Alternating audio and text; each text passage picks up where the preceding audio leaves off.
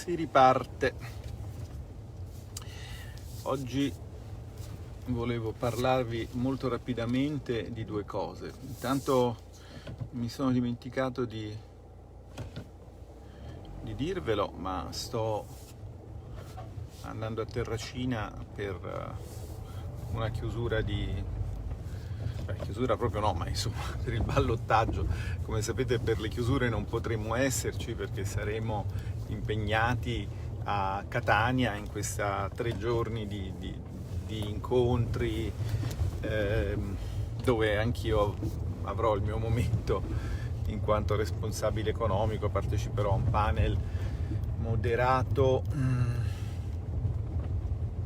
mi sembra, Daniele Capezzone. Non vorrei dire una scemenza, non ho avuto modo di vedere il programma, ma ve l'ho messo su Telegram, quindi sul mio canale Telegram trovate tutte le informazioni sull'evento. Due cose. La prima è che oggi forse può esservi utile. Il Financial Times riprende la questione non banale dello scandalo Wirecard, sostanzialmente una società di fintech tedesca che si occupava, perché insomma adesso non so se ne sta occupando ancora, non so quale sia esattamente il momento del suo percorso, ma di pagamenti elettronici. Pagamenti elettronici, era anche partner di alcuni fornitori di servizio di pagamento elettronico italiani, e quindi alcuni cittadini italiani, magari chissà, alcuni di voi si saranno trovati per qualche ora o per qualche giorno con le carte bloccate a giugno, perché questa azienda tedesca aveva detto di avere 2 miliardi, 1,9 insomma, di cash che non aveva, di soldi che non aveva, e quando sta cosa insomma è venuta fuori, diciamo così, è scoppiato un piccolo problema, insomma, come potete immaginarvi. Ora, fino a qui la storia credo che la sapeste. Comunque ho messo il link a uno dei pochi, diciamo, giornali italiani, insomma, intesi come strumento per dare le notizie, cioè non per fare propaganda, che è il magazine online Start Mag, si chiama, e lì vi racconta, era il 20 giugno è scoppiata questa storia, insomma, vabbè. Vi ho anche di questa storia ve ne ho parlato diverse volte in campagna elettorale, perché è, diciamo così, paradigmatica. Tanto non ci sono 5 Stelle in ascolto, penso, non posso dire paradigmatico. È paradigmatica del modo in cui la Germania intende il fare sistema paese. Cioè, lì ci sono 2 giornalisti del Financial Times che si erano accorti che qualcosa non andava, e c'erano anche degli operatori di mercato che avevano, come si suol dire, shortato, cioè avevano speculato al ribasso sui titoli della suddetta, sullodata Wirecard. La Consob tedesca, che si chiama BaFin, quando è apparsa sui giornali la notizia che una azienda, insomma, di dimensioni non banali, operante sul mercato finanziario, potesse avere dei problemi a livello di stabilità finanziaria, per non sbagliare ha denunciato alla Procura di Monaco i 2 giornalisti che si erano occupati del caso, con l'accusa suppongo, di aggiotaggio, cioè di aver diffuso false informazioni per trarne un profitto, cosa che era tutt'altro che vera. Infatti questi sono stati prosciolti, ma capite, diciamo, l'intimidazione mafiosa da parte di una istituzione, cioè qualcosa di spaventoso. Io penso, nei peggiori scandali italiani, quelli degli anni 70, 80, insomma, quelli che conosciamo, forse si è arrivati a questo livello di violenza, che invece lì è abbastanza normale. Oggi vi ho messo sul blog il filmato che mi era stato inviato da un amico 3 mesi e 3 giorni fa, cioè il 26 giugno, dove il simpatico giornalista britannico racconta la sua disavventura dicendo che effettivamente è piuttosto stressante trovarsi incriminato per aver fatto il proprio lavoro, eccetera, eccetera. E sono cose che capitano quando si fa il proprio lavoro. Se volete ve lo guardate, ci sono i sottotitoli, insomma è abbastanza interessante. Lui è uno simpatico, uno così spigliato, un britannico spigliato. Ma fino a qui sono tutte cose che... Notizia di oggi, che io, perché faccio questa diretta, qui siete 579 persone in questo momento, ma ecco, in 579 persone facciamo un enorme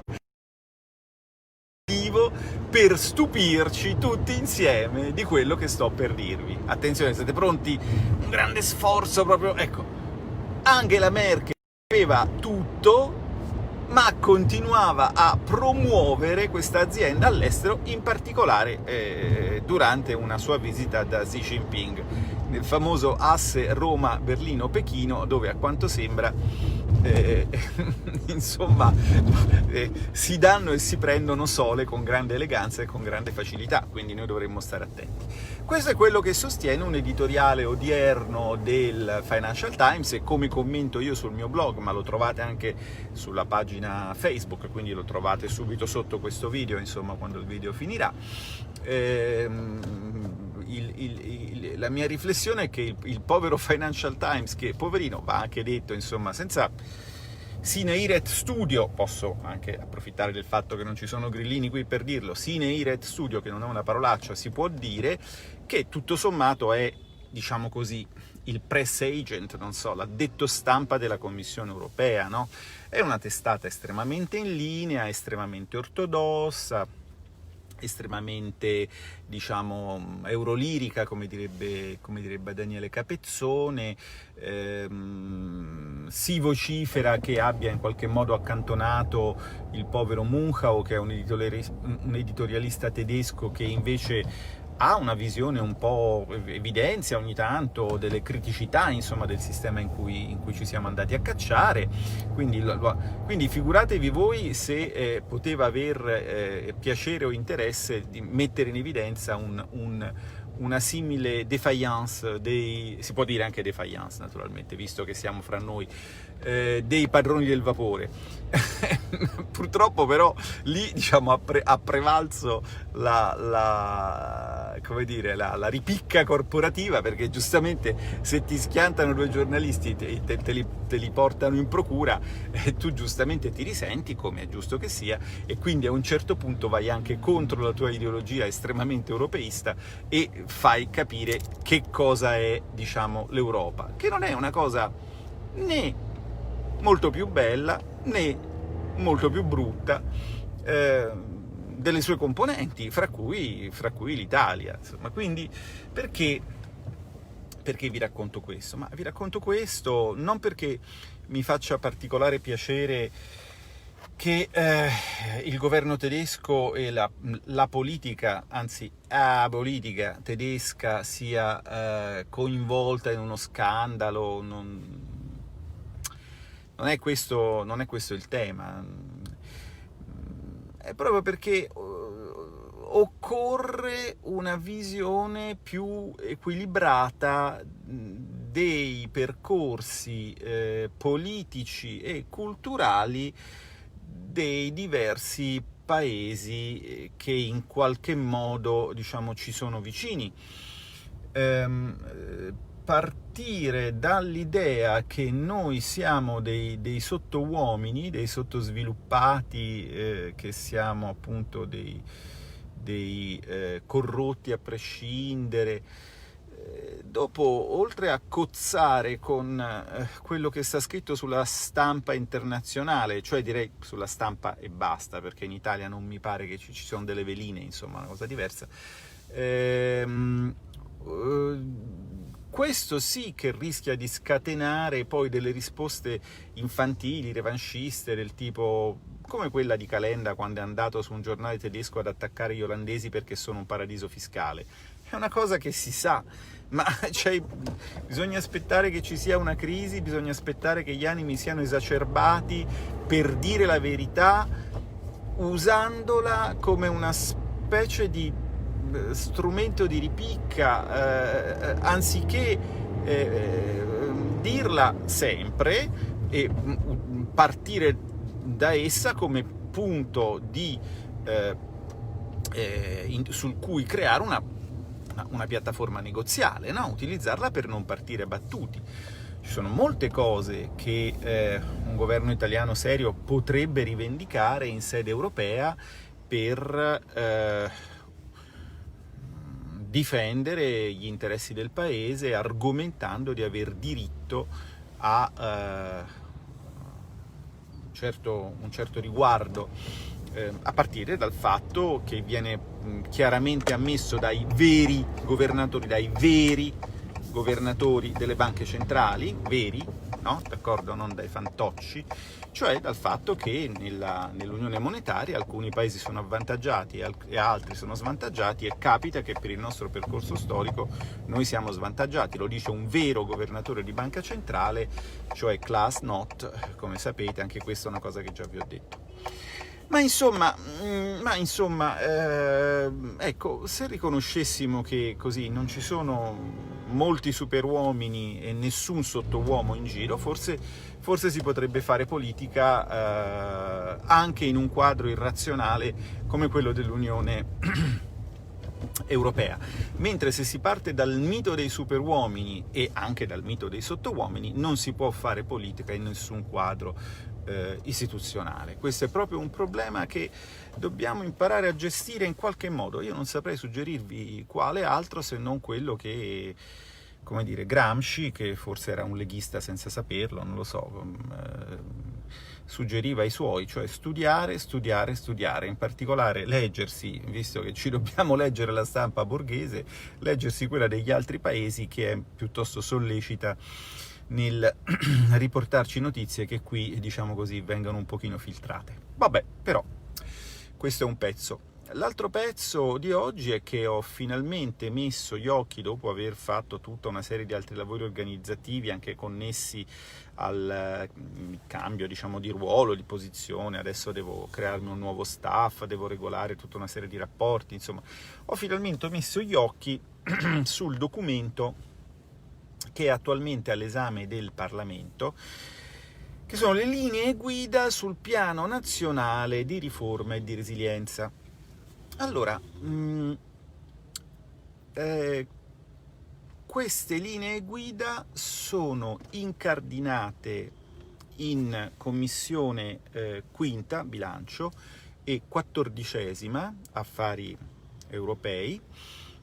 Io in questo periodo ho una sostituzione permanente in Commissione 14ª perché sostituisco la collega Bongiorno, che temporaneamente, per motivi che immaginerete, ha un po' di difficoltà nel partecipare ai lavori parlamentari, e quindi io in questo momento sono, come dire, membro di 2 commissioni.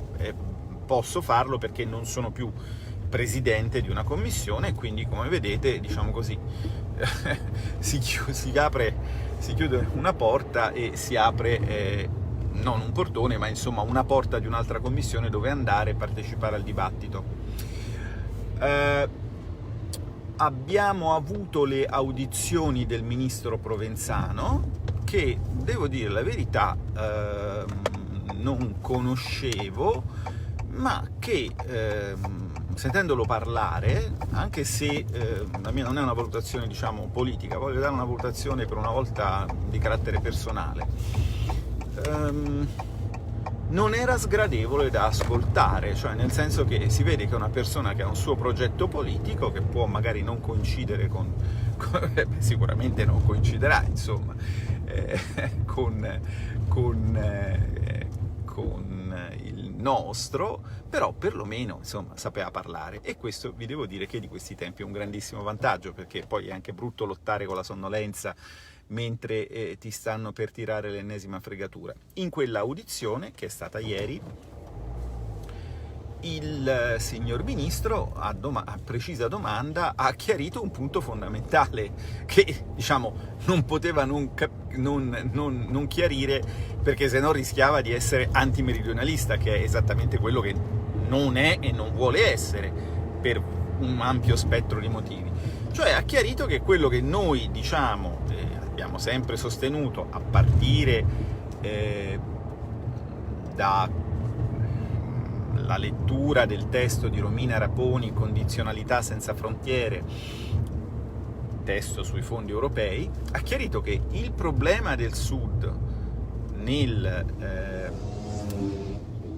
nell'approfittare dei fondi europei, o come si dice lo scarso tiraggio di fondi europei da parte dei paesi da parte delle regioni meridionali del nostro paese, è dovuto all'obbligo di cofinanziamento, perché sapete che essendoci l'obbligo di aggiungere finanza, fra virgolette, fresca alla finanza europea quando si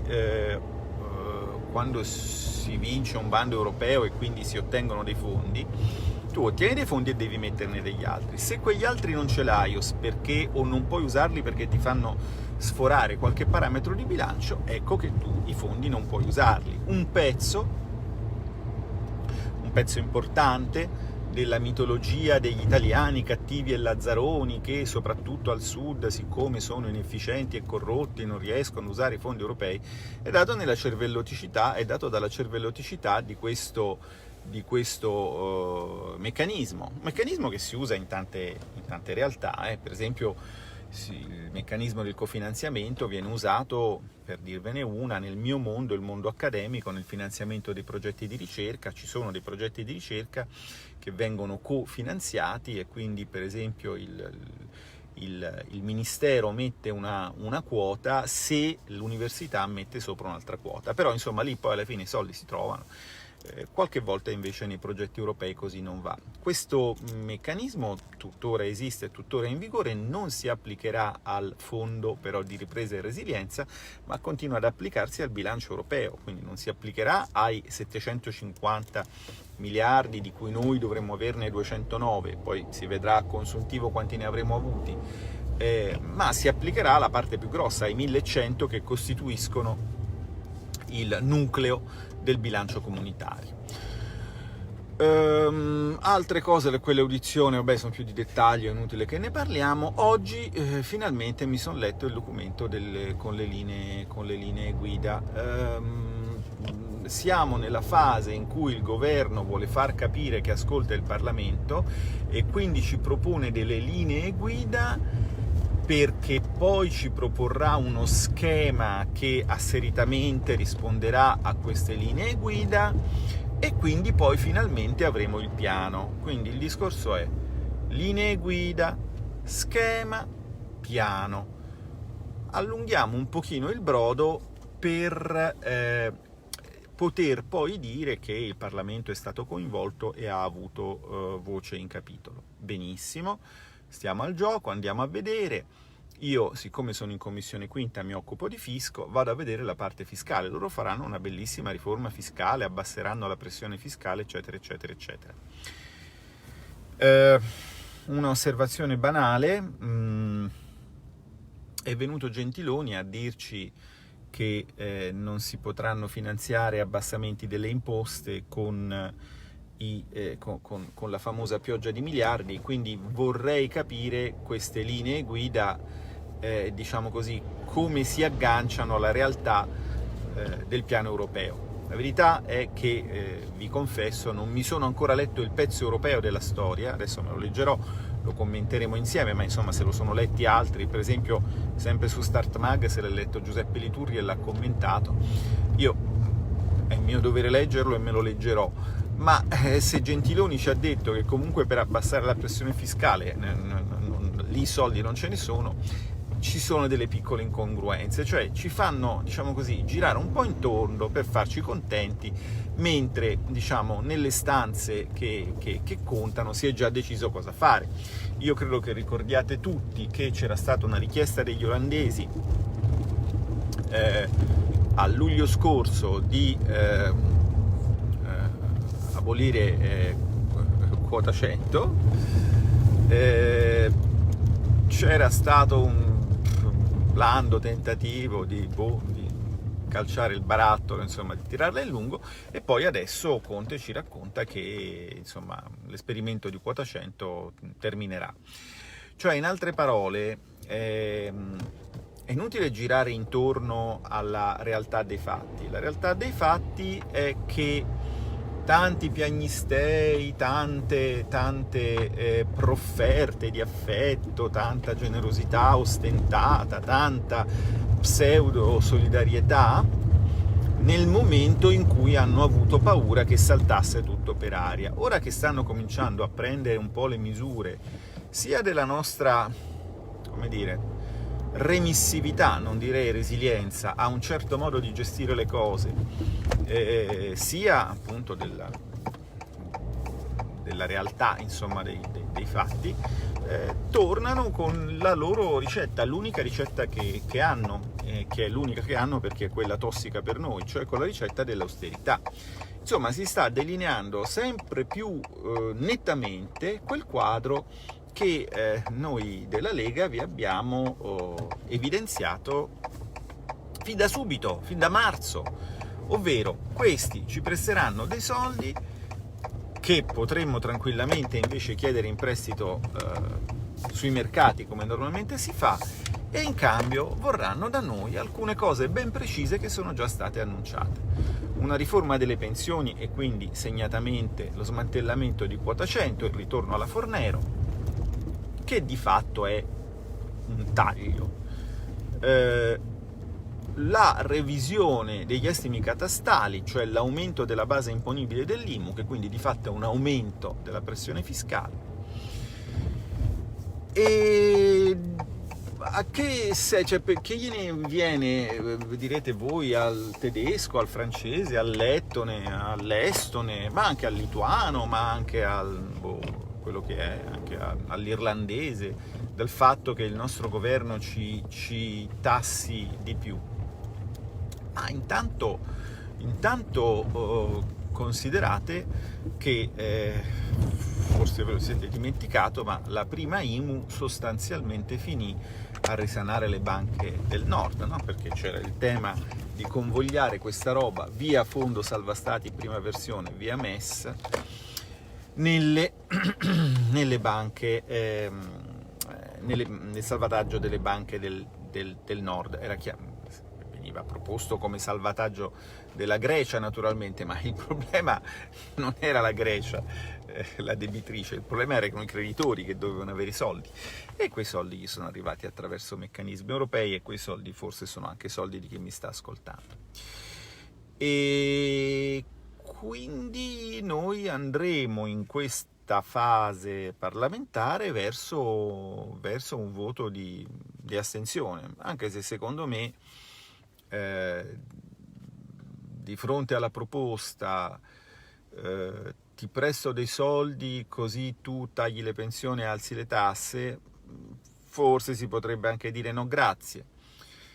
Però purtroppo dobbiamo riconoscere che il martellamento della propaganda è tale che un atteggiamento più risoluto probabilmente sarebbe controproducente, per il semplice motivo che non ce lo farebbero spiegare. Qui siamo 745 adesso. 745, avete presente quanti sono gli italiani? È una frazione tutto sommato molto piccola. Questo video, se va molto bene, avrà 50.000 visualizzazioni, 100.000 visualizzazioni, 150.000 visualizzazioni. Insomma, se non hai un servizio pubblico, diciamo, equilibrato, che rappresenti tutti i punti di vista, incluso quello della realtà, che è quello che vi sto riferendo, devi stare molto attento nel condurre battaglie politiche perché non ti esplodano in faccia. E quindi oggi abbiamo ascoltato il relatore, che è il senatore Pittella, che è nella mia commissione, la Commissione Finanze, parlarci di quanto è buona l'Europa e dirci anche che era preoccupato perché vedeva un clima di conflittualità che sinceramente, come dire, io non sono così stupito del fatto che in Europa ci sia conflittualità, lo ritengo un dato sano, gli altri paesi si difendono, noi no. Il senatore Pittella, diciamo così, non si preoccupa del fatto che noi non ci difendiamo, ma si preoccupa del fatto che gli altri paesi si difendano. E vabbè, ognuno vede le cose a modo suo. Io invece devo dirvi che i paesi che si difendono, anche con i metodi mafiosi con cui lo fa la Germania, e vi ho all'inizio di questa diretta evidenziato con un esempio che cosa intendo, i paesi che tendono a difendere se stessi tendo a considerarli più civili e, come dire, più dignitosi di quelli che si arrendono senza combattere a logiche che fra l'altro si sono dimostrate nel corso degli anni perdenti e pericolose. Ma io sono fatto così, Gianni ha fatto in un altro modo, il mondo è bello perché è vario e adesso vi lascio che devo proseguire per Terracina.